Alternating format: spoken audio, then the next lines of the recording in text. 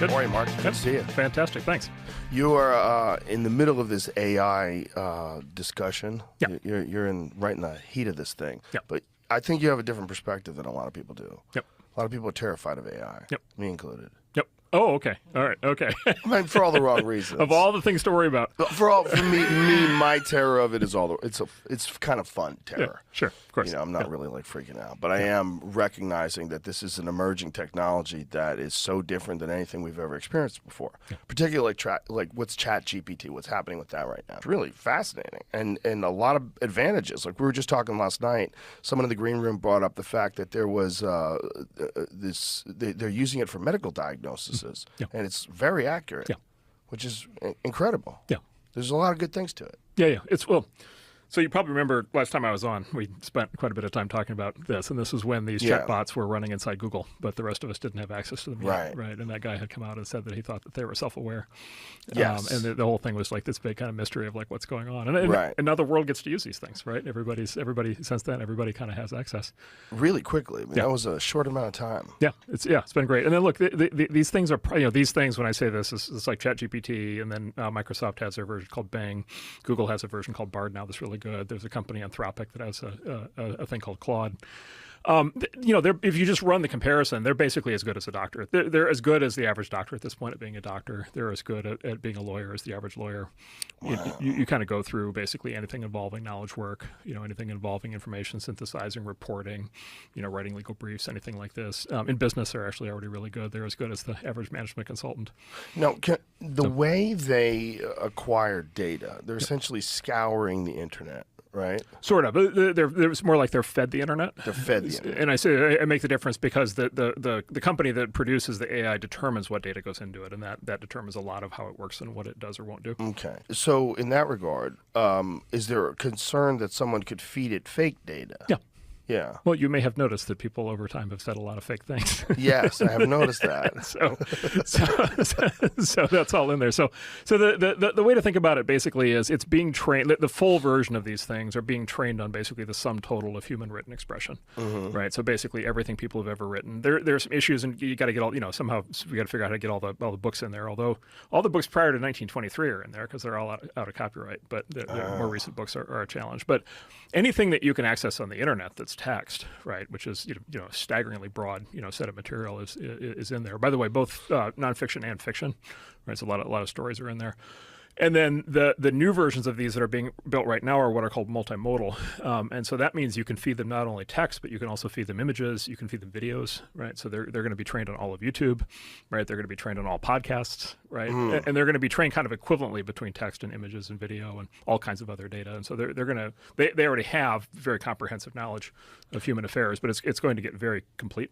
So if it's scouring the internet, if it's getting all this data from both fiction and nonfiction, how does it interpret data that's kind of satire? Right. Like what does it do with like Hunter S. Thompson, like gonzo journalism? So it doesn't really know the difference. Like this is one of the things that's difficult about talking about this, because you kind of want to always kind of compare it to a person, and part of it is you refer to it as an it, and there's this concept of anthropomorphizing things that aren't human. So it's kind of not really a correct thing to kind of think about it as like that there's an it per se. There's no like genie in the bottle. Like there's no sort of being in there that understands this is satire or not satire. It's more sort of a collective understanding of everything all at once. And then what happens is basically you as the user kind of give it direction of what path you want it to go down. Right. And so if you sort of imply to it that you want it to sort of like explore, fictional scenarios, it will happily explore those scenarios with you. I'll give you an example. You can tell it, for whatever date the Titanic went down. Let's say it's, I don't know, July 4th, 1923 or whatever it was. You can say, you can tell it, it's July 4th, 1923. It's, 10 o'clock in the morning. I'm on the Titanic. Is there anything I should know? Right. And it'll like freak out. Right. It'll be like, oh my God, like, you have like 5 hours to like get ready to like hit the iceberg. And you can basically say, oh, it's going to hit that. Okay. So what should I do? What should my plan be when the boat hits the iceberg? And it'll be like, well, you need to go to like this deck like right now and talk to this guy because you're going to need to get into this life raft because it has like empty seats, right? Because it has complete information, of course, because of all the things that have been written about the sinking of the Titanic. Wow. And so you can get it in a mode where it's basically trying to help you survive the wreck of the Titanic. Now, does it think that the Titanic is actually sinking? Like there's no... You see what I'm saying? Like, there's no it to think that. But what it's doing is it's kind of following a narrative that's sort of a joint construction between you and it. And then every answer that you give it, basically encourages it to, to basically come back with more of the same. One way to think about it is it's more like a puppy than a person.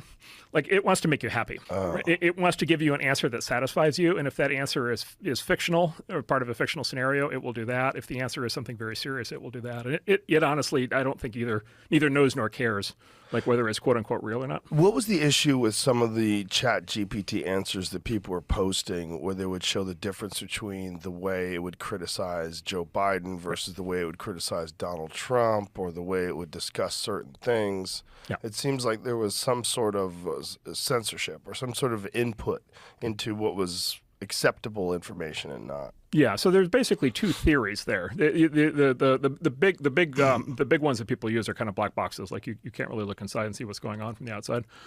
So there's two theories you'll hear from the companies. You'll hear basically the theory that they're reflecting basically what's in the training data. And so let's say, for example, let's just say what would be the biases that are kind of inherent in the training data? And you might say, well, first of all, there's probably a bias towards the English language, because most text on the internet is in the English language. You might say there's a bias towards people who write professionally for a living because they've produced more of the output. And you might say that those people tend to be more of one political persuasion than the other. And so more of the text will be in a certain direction versus the other. And then the machine will just respond to that. So that's one possibility. So basically, all of the sort of liberal, kind of journalists basically have built up a corpus of material that this thing has been trained on, and they basically are responding the way one of those journalists will. The other theory is that there's censorship being applied on top, right? And the metaphor I use there is in Star Trek, they have the restraining bolts, right, that they put on the side of a droid to kind of get it to behave, right? And so it is very clear that at least some of these systems have restraining bolts. And the tip-off to that is when they say, basically whenever they say as a large language model or as an AI, I cannot X, like, that's basically the restraining bolt, right? And so I think if you just kind of look at this, kind of with that framework, it's probably some of both, but for sure these things are being censored. That the first aspect is very interesting, because if it's that there's so many liberal writers, like, that's an unusual bias in the kind of information that it's going to distribute. Well, and this is a big decision. That's why I say there's a big decision here for whoever trains these things. There's a big decision for what the data should be that they get trained on. Yeah. So, for example, should they include 4chan? You're right. Okay. Big question. Yeah. Should they question. include Tumblr? Right. Should they include Reddit? If so, which subreddits? Should they include Twitter? If so, which accounts? Right. If it's the news, should they incorporate both New York Times and Fox News? And whoever trains them has tremendous latitude for how they shape that, even before they apply the additional censorship that they apply.